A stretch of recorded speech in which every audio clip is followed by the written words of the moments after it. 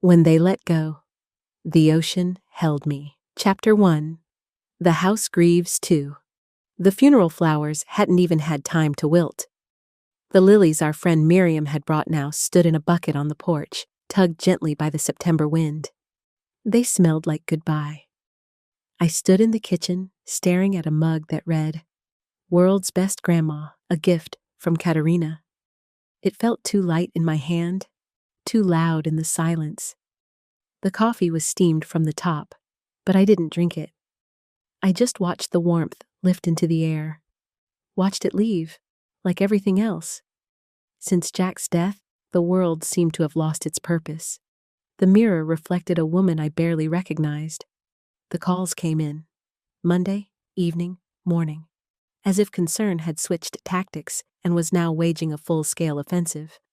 I answered on the fourth try. "Hi, Mom. It's Sebastian." Of course it was Sebastian. Who else? That voice, soft, rounded, still with the tone of the boy who used to bring home injured pigeons and swear they were almost healed. Now, though, it sounded like a man negotiating a deal, which was ironic, considering his only business ventures, as far as I knew, involved poker tables and opponents with usernames like Poker King 92 and Lucky Moose. "How are you? I've been worried. I know you're grieving, but I thought maybe we should talk about a few things." I didn't answer right away. There was a pause, the kind of pause where the truth usually hides. "Yes," I finally said. "Still grieving." "Mom?" He hesitated, the way you do when you're not sure where to begin. "I was thinking it's going to be hard for you. With the house, the garden, it's a lot to manage on your own." I smiled. First time that day. Yes, the garden was a lot, especially the geraniums, which seemed personally offended by the world. But how quickly he got to a lot to manage was almost funny. "The house is paid off," I said. "Jack finished the mortgage 5 years ago." Another pause. "Well, yeah, sure. But the taxes, repairs, heating? It's complicated. Maybe it's worth considering selling? Staying means paying, and paying isn't really economical. Not economical." That was Sebastian in a nutshell. Always almost right. Always just a little off. He sounded like a caring son, but there was a scratch beneath his words, like sand caught under a wedding ring. "I'll think about it," I said, and hung up. The next call was from Darlene, my daughter. She spoke louder, firmer, with that confident efficiency of someone who thinks she's the chair of the family board. She wanted to explore options. There were two. Sell the house, split the money. "You don't really want to live alone in that big house, Mom, do you? It's not practical." They always talked about the economy of things. What's practical? Optimal? Logical. But grief isn't practical. Neither is love, or 29 years of marriage, where a house isn't just an address, but a whole emotional geography. After her call, I set the phone to Do Not Disturb and sat in the chair by the window. Outside, sparrows argued about something only they understood. Autumn leaves fell from the apple tree. One by one, like thoughts I couldn't hold on to. I remembered what Jack once told me. "When I'm gone, don't rush to get rid of what was ours. Let things let you go." He was wiser than all of us. Chapter 2. The Letter and the Map. Sebastian called 2 more times that day. I didn't answer. Later, I opened the drawer of Jack's desk. Inside was a folder with his documents. I always knew I'd open it someday.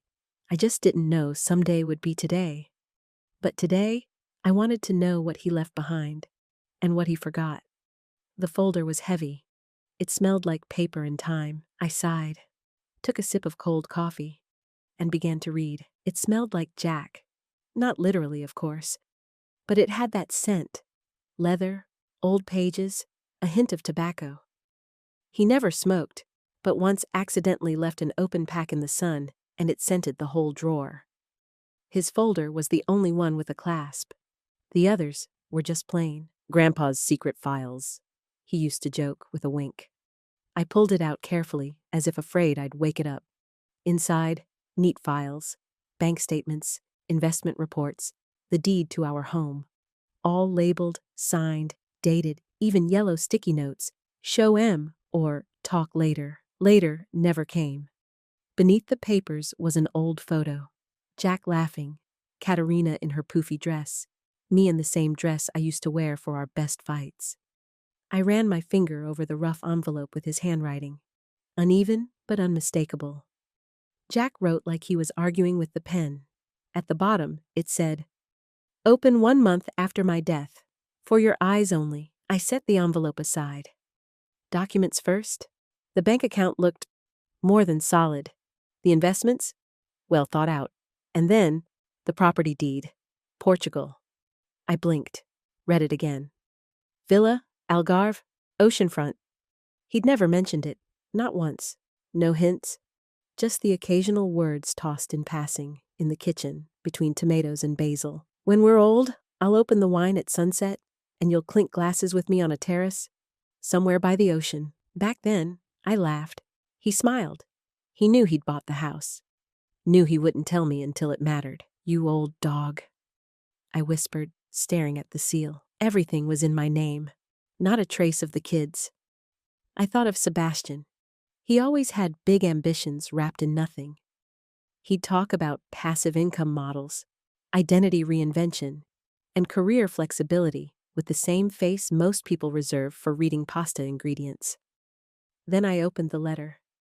He started, as always, "My darling," not dear, not love, not even wife. "My darling," that was ours. That's what he'd text me when he forgot the cabbage, or when he wanted me to come outside to see the wild rose blooming. "If you're reading this, it means I left before you. So, I guess I won our little game of who gives up first." I smiled. First time in days. He knew humor was our life raft. "You're not a burden. You never were. Don't believe anyone who tries to make you smaller. Sebastian and Darlene are our children, but now they're adults. Let them be. Consequences and all. You're not required to save anyone, especially those who don't want saving." I paused, closed my eyes. Each word, a breath of air. Not oxygen, not rescue. Just air. Ordinary, careless, alive.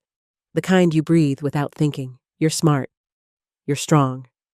Your life is yours now. The villa, the money, the peace. All of it is for you.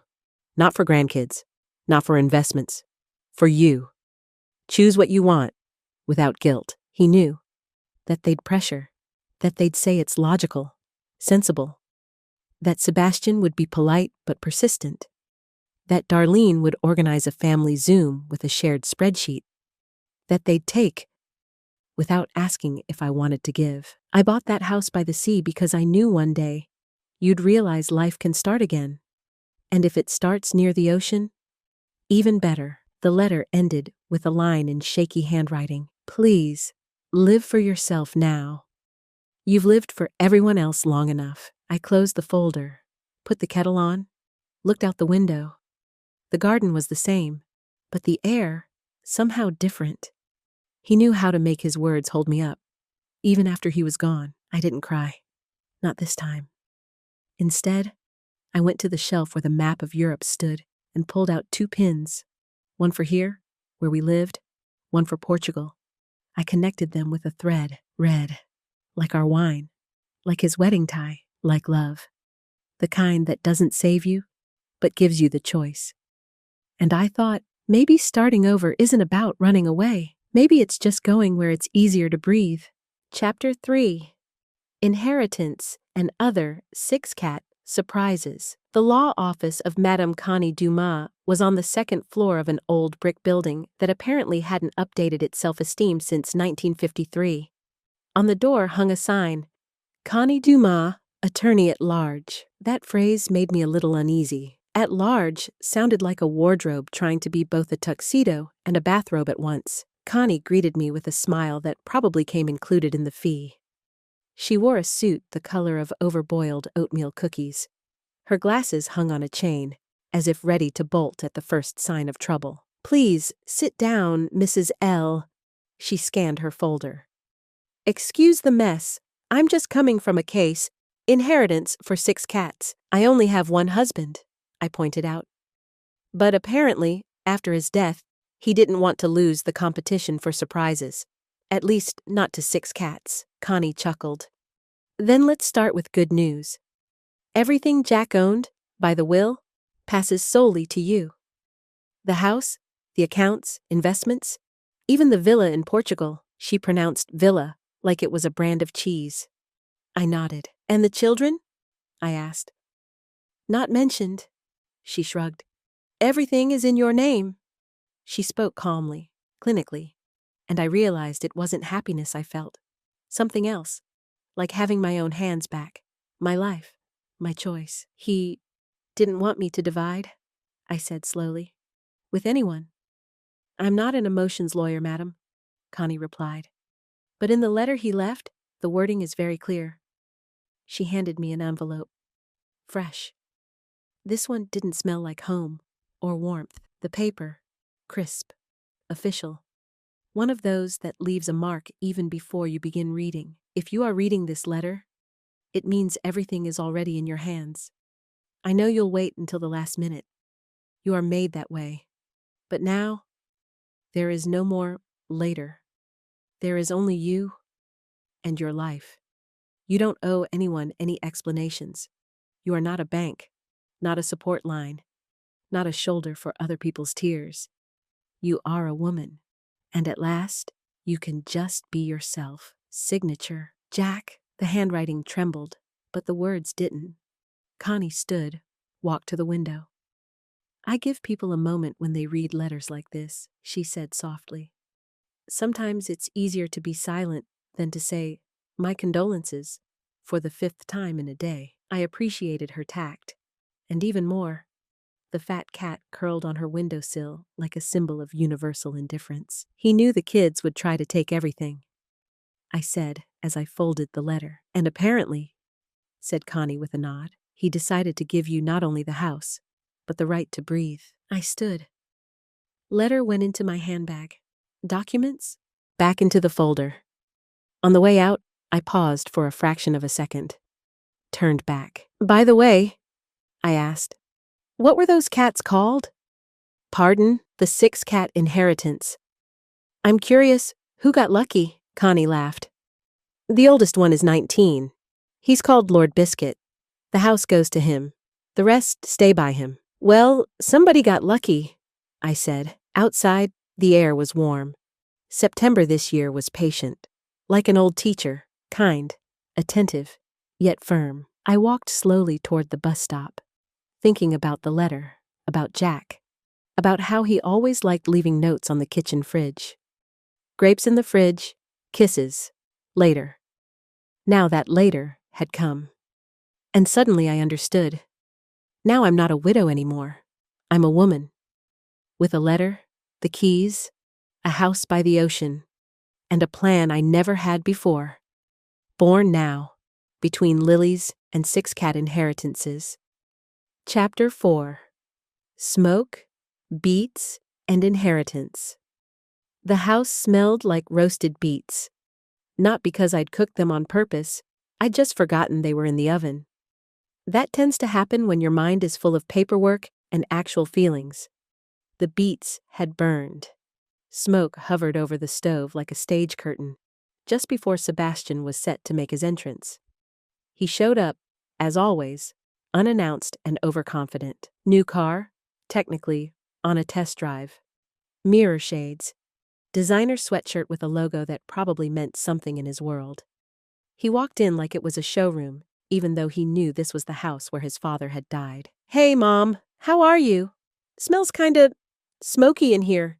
Is this your new home fragrance line? Beets? I said. That's life. You cook one thing, you get another.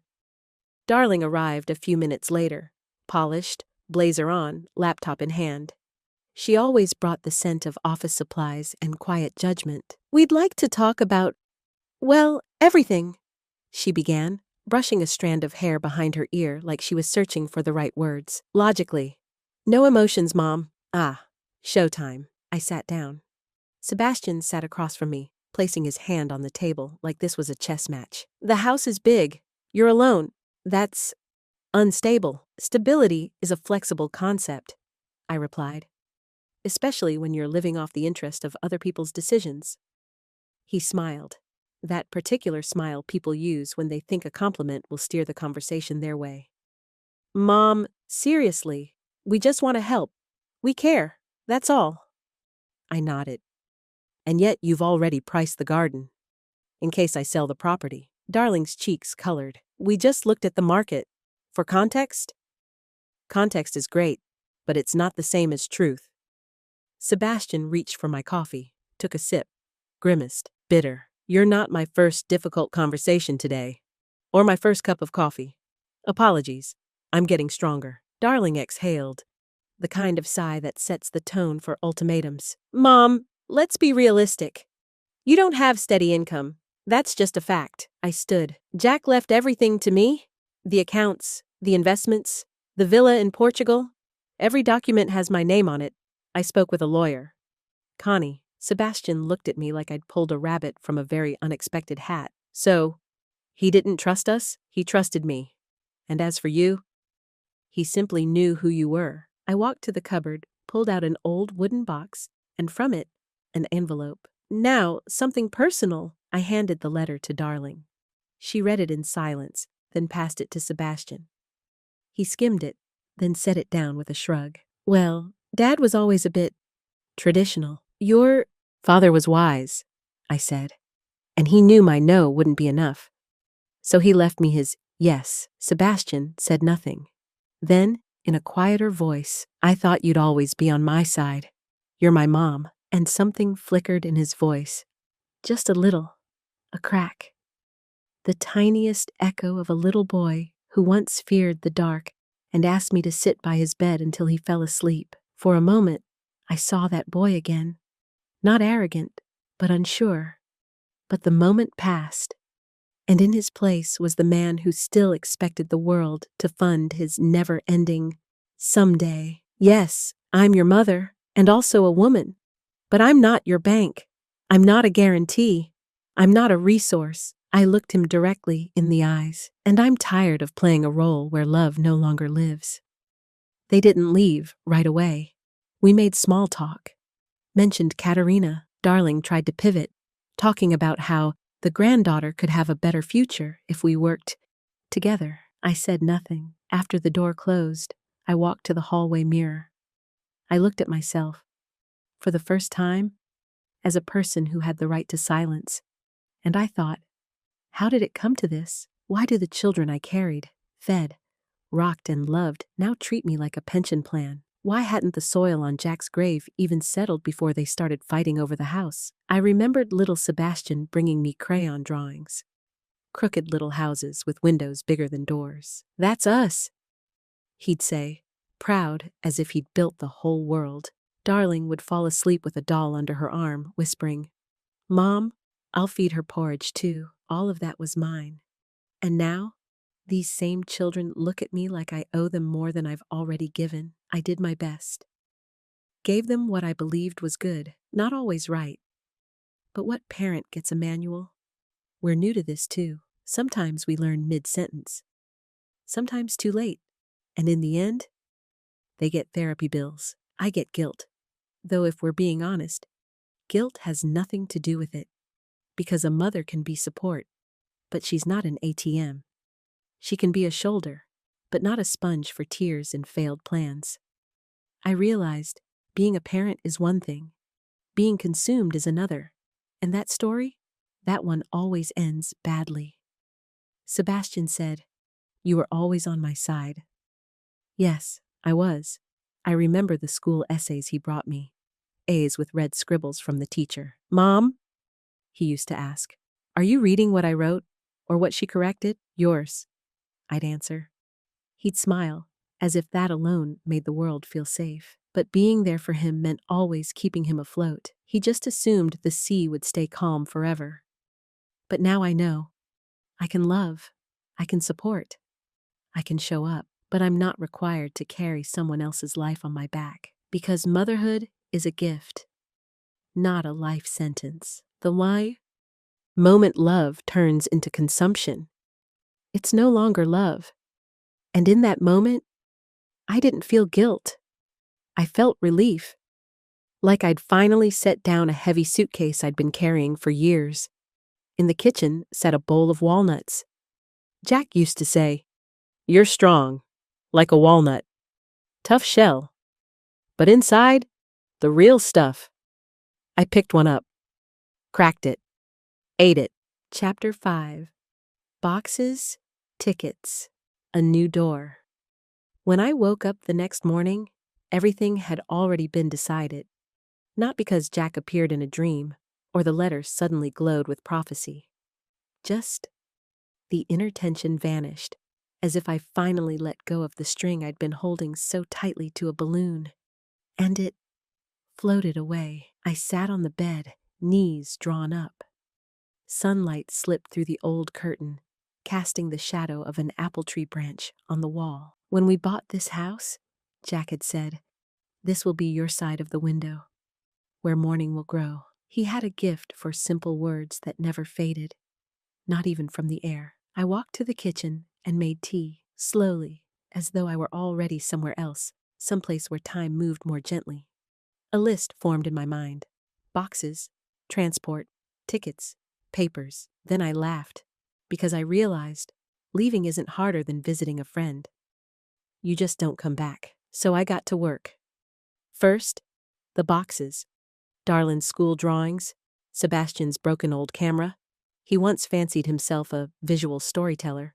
Letters from Katerina sealed with pink stamps. I packed everything into neat cardboard boxes, labeled them memories, no return necessary. On some, I added, warning, may contain regrets. Packing felt oddly light, as though I wasn't sorting things, but years. That stays, that goes, that's to pass on. To Sebastian, a box of diplomas and tennis trophies, a 1-year career. To Darlin, her school diaries and the first note she ever slipped under my door. "Mom, don't come in, I'm angry." To Katerina, nothing yet. With her, everything was still to come. I ordered a moving truck. A young guy with tattoos and a sunny mood helped haul the boxes out. He didn't ask a single question, just nodded and said, "Light luggage, better for the back." And for the soul, I agreed. When everything was loaded, I sat at the computer. Typed, Lisbon, 1 ticket, found a flight for next week. Then, picked a window seat. Jack would have appreciated that.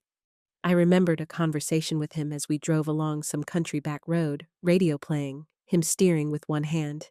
He said, "You know, I'd like a house with nothing unnecessary. Only what's needed. For me. And for you." "And the kids?" I had asked. "Kids are guests in our lives. The whole point is, they know you're not a hotel." At the time, I thought he was joking. Now, I understood. That same day, I texted Darlene, "All boxes sent. Don't worry. I'm not selling the house. I'm releasing it. I'm leaving for somewhere warm. Don't come looking." I didn't get lost. I didn't write to Sebastian. He probably wouldn't notice. Hard to notice anything that doesn't revolve around him. Before bed, I walked into the yard. The air smelled of earth, of fallen leaves, and something bittersweet, as if September was saying, "I'm saying goodbye, but I'm not leaving." I touched the bark of the apple tree and whispered, "Thank you for growing with me." Then I smiled and thought that maybe it's never too late to start talking to trees, especially ones who listen more carefully than children. Chapter 6. Touchdown and a new beginning. The plane landed gently, like Portugal was not a country, but a soft cushion waiting for weary souls. I didn't rush to get off. I just sat there, gripping the armrests, looking out that oval window. Beyond it, the sun, whitewashed walls, terracotta roofs, and a sense, as if someone had whispered, "Welcome home." Finally, the ride to the villa took just over an hour. The road curled between orange trees like a lazy summer conversation. No rush, everything drifting in its own time. On the way, the driver, a man named Tiago, asked, "Are you here to rest or actually live?" "For now, to breathe." I answered. We'll see what happens next. He nodded, like a man used to meeting people who come just to breathe, then end up planting roses, getting married, or opening art galleries. When we turned into the driveway, I saw the house for the first time in full. It looked like a postcard someone forgot to mail. Whitewashed walls, dark green shutters, a terrace that overlooked a view too beautiful for polite words. The ocean shimmering like a silver ballet skirt laid out for a flock of gulls.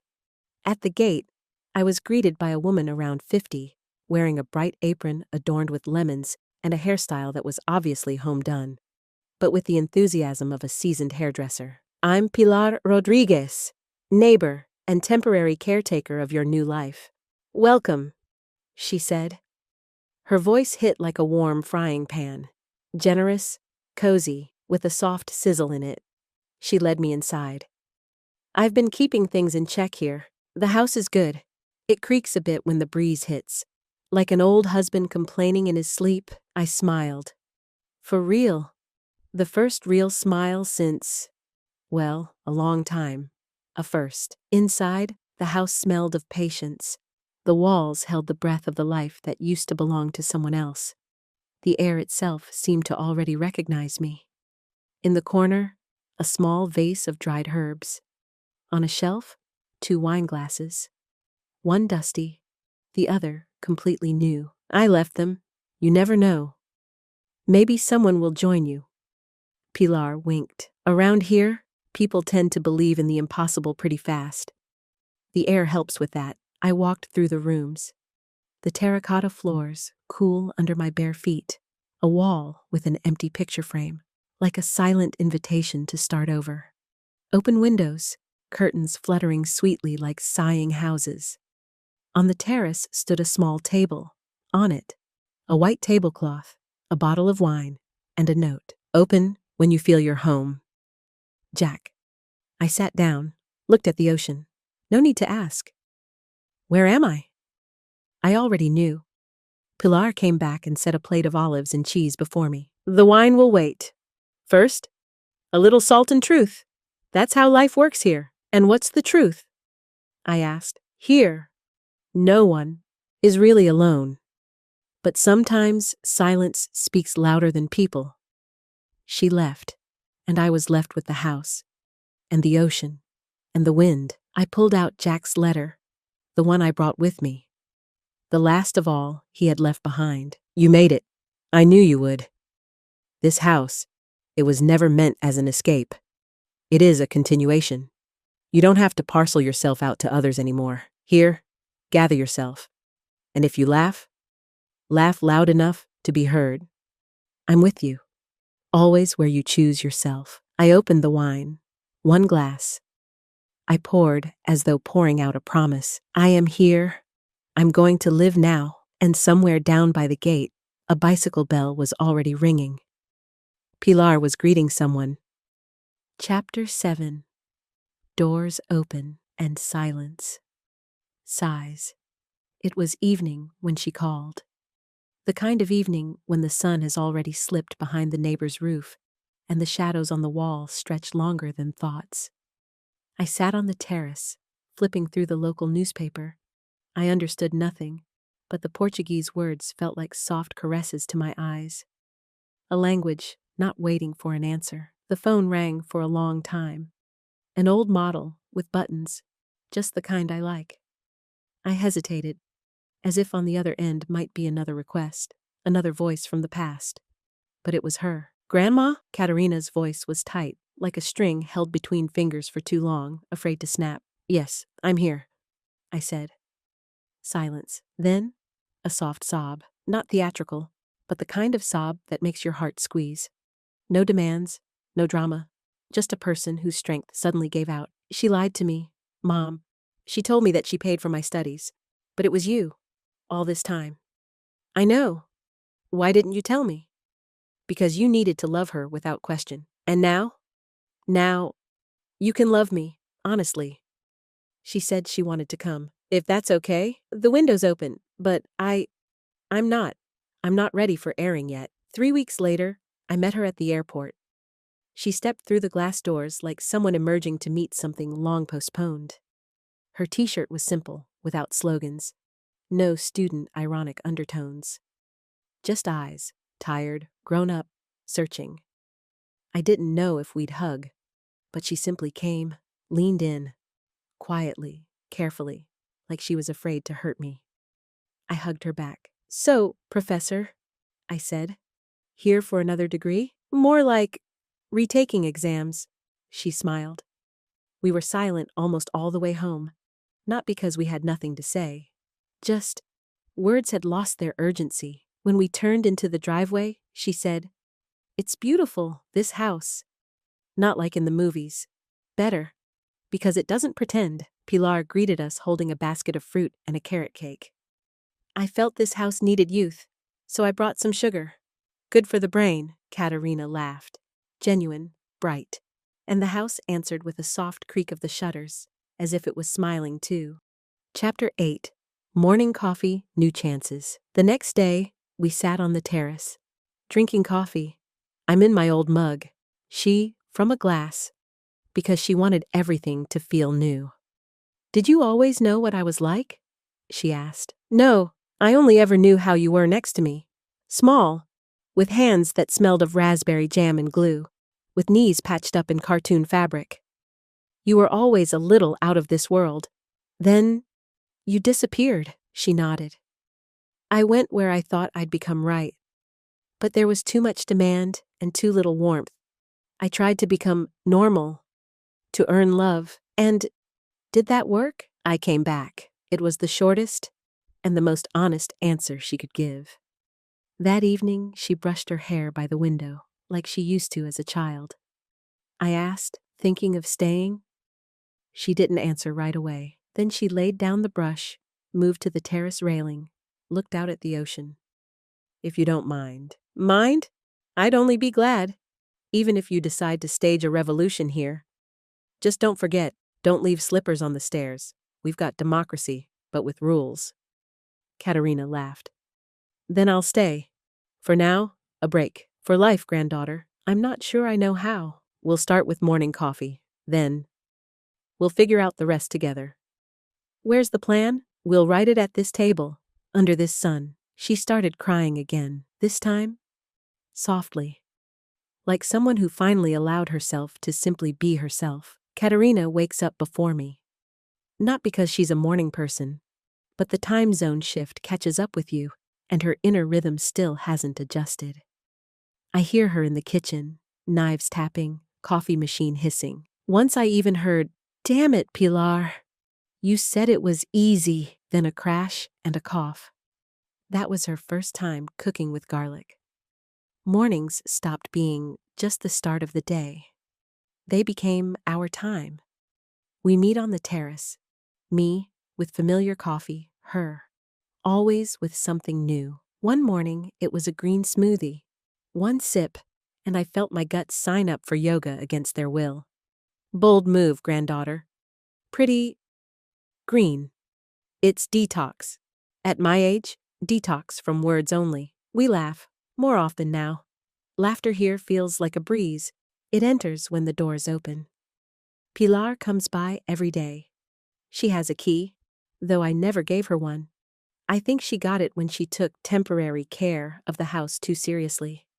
She brings bread, olives, local news. Sometimes she says, "Katerina reminds me of my niece. She also came for a holiday and ended up marrying a local chemist. He treated her ills with tinctures." Katerina smiles. Pilar squints. "Don't worry. I'll find you someone who uses coffee and freedom instead of tinctures." For the first time in a long time, Katerina doesn't paint her lips in the morning. She doesn't post on social media. She doesn't check likes. She sits barefoot, reads Jack's old books. He loved Chagall and Chekhov. Listens to local radio in Portuguese and says, "I don't understand the words, but I like the music of the language. Just like with you when you were a teenager," I tell her. Back then it wasn't Portuguese, but anger. Sometimes I catch myself looking at her. Really looking. Her movements. Gentle. Still a little nervous, she's still afraid, like someone who hasn't been loved unconditionally for a long time, but she's breathing now. Chapter 9. Slippers, Salt, and Silence. One evening, we decided to cook dinner together. Pilar handed us a recipe. Fish cooked in wine. Katerina took the lead. The fish jumped off the cutting board. The wine ended up in the teapot. Garlic. In the strawberry salad. Is this haute cuisine? I asked. It's avant-garde. We are in Europe after all. She shrugged. In the end, we ate bread, cheese, and tomatoes sliced by hand, and it was the most delicious dinner in months. Because we weren't trying to prove anything. We were only trying to be together. She told me about the university, about classmates, about her mother, about how once her mom told her, "You can't be weak. You have to be smart like your grandmother, strong like me." But I just wanted to be me, Katerina, with fears, with mistakes, with stupidities. Then be. Here you can. Here, nobody's taking exams. I replied. She was silent for a moment, then said quietly, "And you? Who do you want to be now?" I thought, then answered, "Keeper of a home that laughs again." Pilar brought us 2 pairs of slippers. "Consider this your new residency permit," she said with a grin. I took mine. Katerina, hers. We slipped them on, looked at each other. Now we're locals. Now we're home. And I understood. We stopped waiting for tomorrow. Because today, right now, is enough. For the first time. Katerina left for the day, to visit the university she might choose. I didn't ask which one. Not because I didn't care, but because it was the first time she chose something on her own. I stayed alone in the house, and it felt good. Morning without words, like bread without salt. Plain, but honest. I walked barefoot across the terracotta floor. It was cool under my feet, like the first sip of water after a long journey. I opened the shutters. The ocean was breathing, matching my rhythm. On the table lay a letter, the last one from Jack. I hadn't opened it. I kept it like a final piece of chocolate saved for later. But today, somehow, I felt like reading it. You lived through the silence, which means you're alive. You don't owe anyone explanations, neither the children, nor the neighbors, nor yourself. You. Just you. No footnotes. If everything feels empty, check if it's air. It's not empty. It simply breathes. I laughed, through tears. Who else could write like that? Check if it's air. He always said things simply, but left thoughts that lingered, like a gull on a rooftop. Elusive, but visible. I went out onto the terrace. Sat down. Just looked. Didn't think. Then I decided to take a walk, with no destination in mind. Chapter 10. Apricots, baguette, and letters that breathe at the market. I bought apricots and a baguette. Pilar didn't notice. She was arguing with the vendor over some mint. I walked past, smiled. Sometimes someone else's drama is the best backdrop for your own private world. In a tiny bookstore, I found an old volume of poetry. Inside, a letter, an unfinished postcard in Portuguese. I couldn't understand what it said, but I bought it anyway. I wanted to preserve someone else's unsaid words. Back at home, I decided to go through the drawer that had survived the move. Inside, notes, old receipts, a note from Katerina. "Grandma, sorry I broke the vase. But Dad said you never loved it anyway." I remember that day. Sebastian said it, with a smirk, almost as a joke, and I wanted to disappear. Today, I look at that note and I don't feel anger. I feel sadness. Sebastian wasn't a monster. He simply stayed where children never grow up. That suited him. Me, it had become unbearable. That evening, I fried potatoes. Yes, sometimes you just long for the smell of childhood. And then, I got a message from Katerina. "It's beautiful here, but it's not your beauty. I'm coming back by night bus. I miss you." I set 2 plates. The tablecloth, sky blue, like the color of her eyes. I drank tea, listened to the radio purr behind the wall. The house wasn't quiet. It was simply no longer arguing with me. I closed my eyes, and for the first time thought, I'm not alone anymore. I'm alone with myself.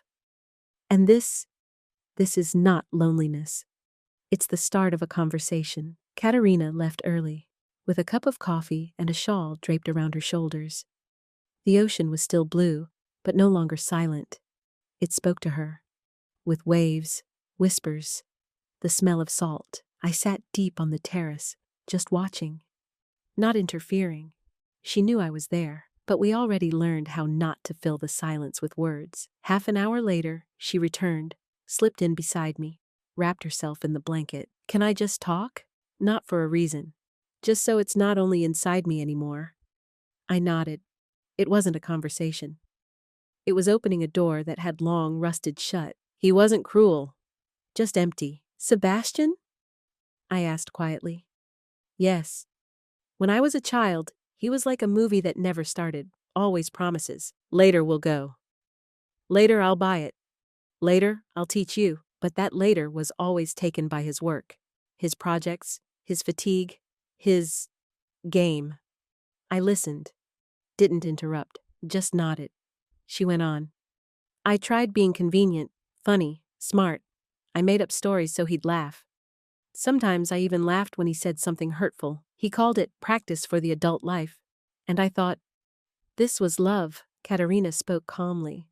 Her voice did not shake, not a cry of the soul.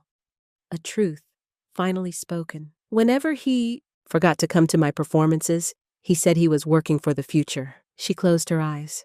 Her breathing gained a slight roughness. But my future stood on that stage waiting for at least a glance. And you never told anyone?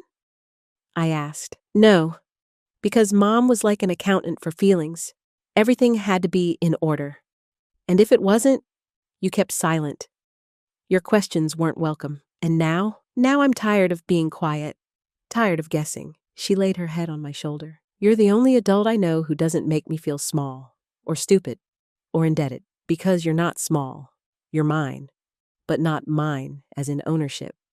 Mine as in resonance. We sat for a long time. The sun climbed higher. Pilar came with a jug of tangerine juice. Noticing our posture, she whispered, I'll come back later. This is a moment. Chapter 11. Silence, Letters, and Self. At lunchtime, Katerina scribbled in her notebook.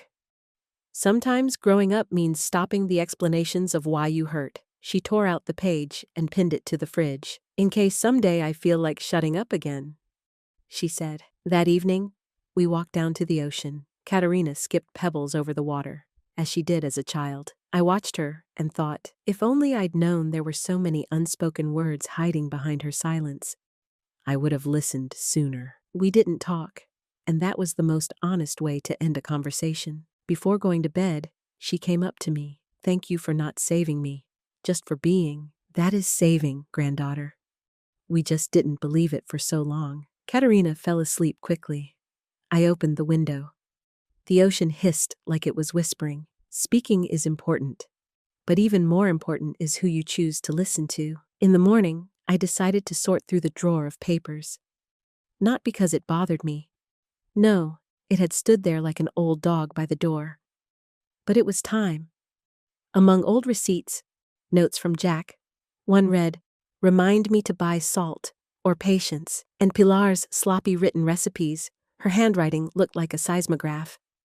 I found an old letter from Sebastian, more precisely, a drawing, about 8 years old. It showed me, tall, with something like wings. Underneath, my mom can fly when I ask her to. I didn't cry. I smiled. He really believed then that I could do anything, and I believed he would grow up. I decided to write a letter by hand. Not a text message, not, hey son, how are you? A real letter, real paper, because true honesty needs time, and a pen with blue ink. Sebastian, you're an adult. I'm not writing this in reproach, but as a reminder. Growing up isn't about a passport. It's about taking responsibility for what you bring into other people's lives. You always knew how to speak pretty. You wrapped your laziness in fancy dreams. That was sort of sweet, while you were still a teenager. But now you've grown into a man who expects someone else to serve dinner, pay the bills, and believe in a project that doesn't even have a name yet. You said I was supposed to be on your side, and for a long time I was. I didn't stop loving you, but I stopped sponsoring you. I stopped being your life support system. Not because I'm angry, but because otherwise you'll stay that boy who draws a mom with wings and doesn't notice she doesn't fly. She just doesn't rest anymore. You had all the chances. Maybe there will be more, but I am no longer obligated to be your chance. If you want to talk, like adults, face to face, I'll reply. But if it's about money, or the house, or your share, save yourself the effort. I'm your mother, but I'm also human. And now, I've chosen myself. Be well, and, finally, be honest with yourself. I signed simply, Mom. No pomp, no with love, although love was there, but not the kind handed out as change at checkout. Katerina came into the room and saw the letter. For Sebastian? Yes. Do you expect an answer? No, but I've answered myself. That's enough. Chapter 12. A stamp, a photo, and breathing room. At the post office, they offered me a pretty stamp with flowers. I picked the plainest one. After all, life isn't always about the wrapping. Walking home with Katerina, she held my arm. Aren't you afraid he might get offended? She asked. Let him. Feeling slighted sometimes is the only way to feel. But what if he shows up? Pilar won't let him in. She'll say I've gone off to meditate. In the Himalayas. With goats. Katerina laughed. She remembered how she rummaged through the shelf above the bookcase looking for her phone charger. The charger was, of course, somewhere else. But instead, she found a little flat envelope hidden between a book on Flemish painting and a dusty old cookbook from Pilar's pantry era. The envelope was slightly sun-bleached, the edge creased. On it, to Katerina, personal. The handwriting, unmistakable. Jack's. She knelt down, right on the floor, knees pulled in, like a child discovering a forgotten candy in her pocket. Gently opened it. Inside, a photograph, old, faded, with frayed edges. In the picture, she was about 8 years old, wearing a ridiculous cap, holding a tennis racket upside down. One shoe's laces were untied. The other shoe had no lace at all. But her smile was huge, like she had won Wimbledon and was about to be handed ice cream, not a trophy. Behind her, Jack, in a Panama hat, with exactly that look he used to give when he said, Well, fine, as long as you're happy. On the back of the photo was written, You're stronger than you think? J. Simple, no lessons, no date, no with love. She looked at that image and suddenly felt time in circles. That little girl, stubborn, silly, laughing straight from the paper, and the woman sitting next to me now, older, bruised, but still walking. Katerina smiled. Well, hello there. I missed you. Then she looked at the signature again and whispered, Thank you, Grandpa. I'm really trying. She tucked the photo into the old book, the same one Jack used to read on rainy evenings, full of sea poems and musings. Let them lie together. Some words, like anchors. You drop them into your heart, and they hold you when everything else drifts away. You haven't changed. You've just become yourself. Maybe I was always myself. Nobody just bothered to notice. We walked back to the house. On the terrace, tea, waiting. The letter had been sent, and I was left, with lightness. Not victorious, not escaped, just chosen to be. When Pilar said she was planning something small, I immediately understood. That meant preparing as if for a royal wedding. Just neighbors, a bit of food, maybe a guitar. Nothing fancy. That nothing fancy has taken 3 days already, Pilar? I pointed out. Exactly. Nothing fancy doesn't mean fast. She laughed. She was excited. Katerina, a little anxious. I don't know anyone here. I have nothing suitable to wear. I can't speak Portuguese. You know how to smile. That's enough. And what if someone comes up and starts talking to me? Say, Estou só a respirar. What's that mean? I'm just breathing. They'll understand. Chapter 13. Under the trees, with wine and new steps. In the evening, we came out to the square. Tables stood beneath trees. Wine flowed like a river. Bread crackled like toasted sunshine. People laughed, the kind of laughter you hear when folks are living life, not showing it off. Pilar spun around in her lemon-yellow apron like the owner of a restaurant where every dish comes from her garden and her spirit. Katerina stood a little apart, like a cat freshly carried from a carrier into a new home. I walked over to her. Look, this is a place where no one judges. Here they either laugh with you or invite you to their table. And if they do neither, then this is not Portugal. At first, Katerina just sat. Then a girl came up to her, Adela. She said something Katerina didn't understand, but she laughed, and she stayed. I watched. She used gestures, smiled, nodded, tasted cheese, made a face, laughed again. And suddenly I felt she was no longer wearing a mask, not armor, not protection. She was here, in the moment. An old man approached me. Antonio, don't you dance? He asked. I've already danced, I said. No, you just forgot how to dance without an occasion. He didn't insist. He just walked away. And then an old song started, something Jack once played while cooking pasta. I stood up, not because I had to, not because I wanted to, but because my legs remembered it was time. I danced, not gracefully, not expertly, just like I could. Katerina clapped. Pilar sang along softly. The ocean, I like to think, peeked through the leaves. After the dance, I sat down again.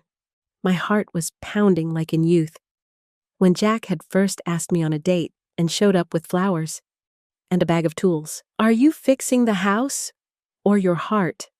I had asked him then. Might as well be useful from the start, he had answered. Maybe he was right. Chapter 14. Paper, Ocean, and Finally Breathing.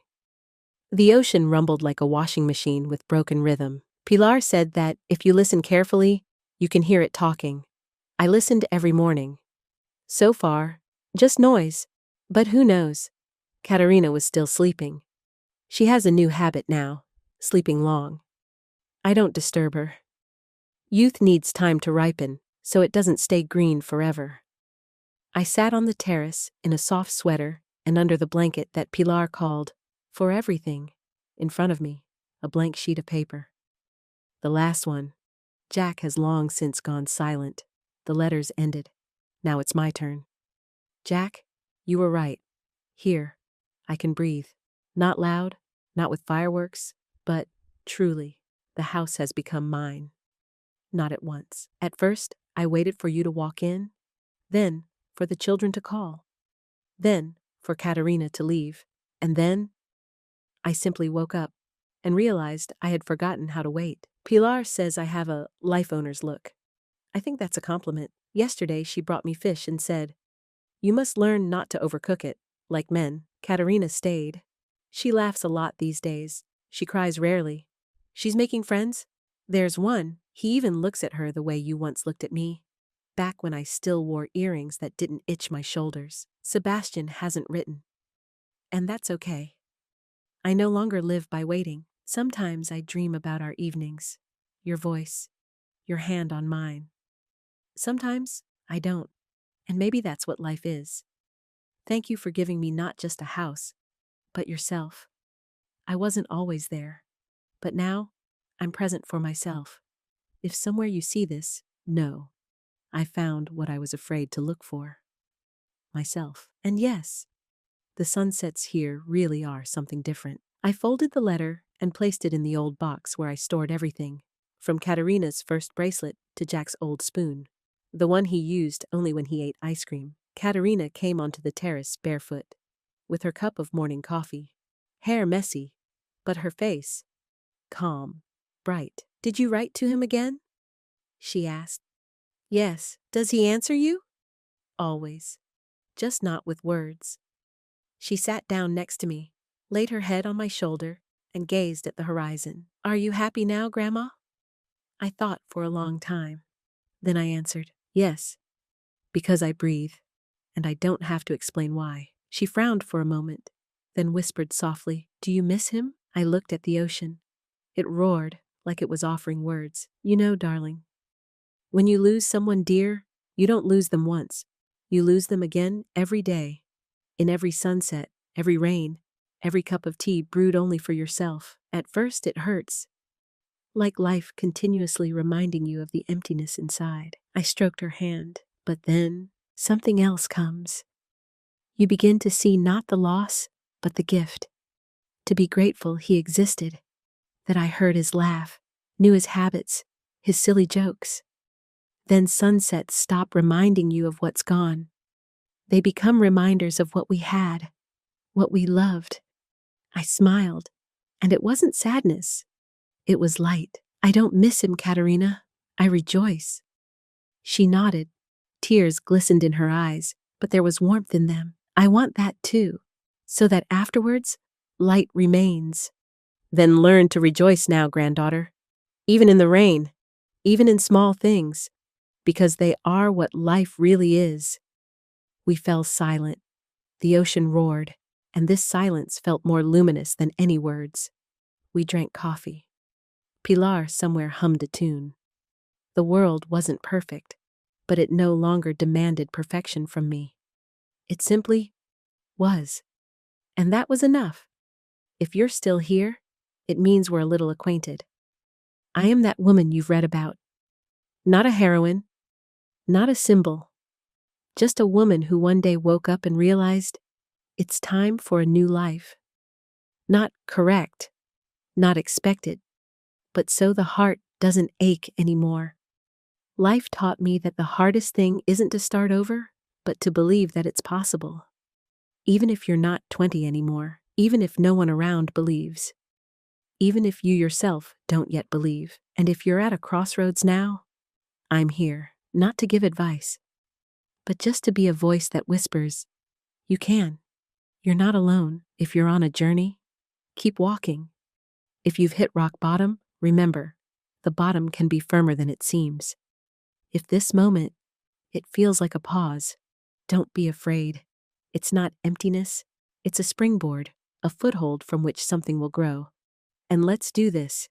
If inside you there lives a story, even a tiny one, even if you're afraid it's insignificant, write it in the comments. I'll read everyone, slowly, with tea in hand. Because stories from people you care about, even if long lost, are read like letters from dear friends, so that when we finally open them, we no longer feel alone. A woman who at last chose herself,